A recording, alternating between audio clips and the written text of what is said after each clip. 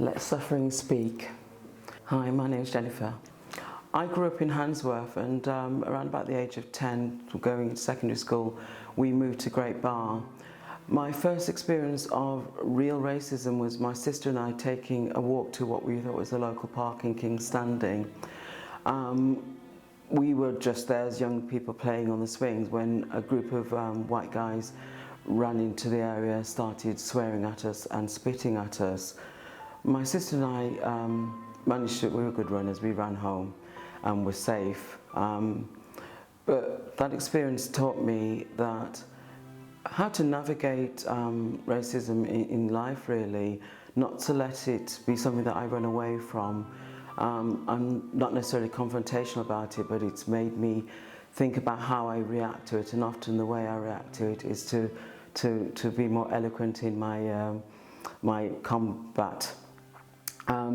How I've used that in my life is, I now work in a secondary school where in Handsworth, so I feel like I've come back to my home ground, and for me it's about helping our young people to navigate the system, to how they respond. And one of the things I often pull young people aside when their reactions are so adverse that people want to do the worst things like exclude them, is to have that conversation with them, to get them to think about how they react in any situation, not just the racial ones, because we've got to have these young people ready for the big wide world, and they've got to be citizens that can fit in and do the best they can. So that's been my experience.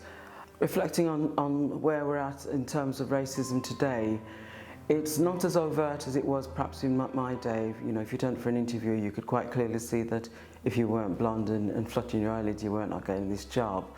That now it's more covert, and I get people like telling me it's lots of microaggression. For me, working in a school, it's about education, and that it's not just words. We've got to now put practical application of what we're speaking about into the world. We've got to navigate the political system, the education system. We can no longer sit at home and think that if we're safe, our children are safe.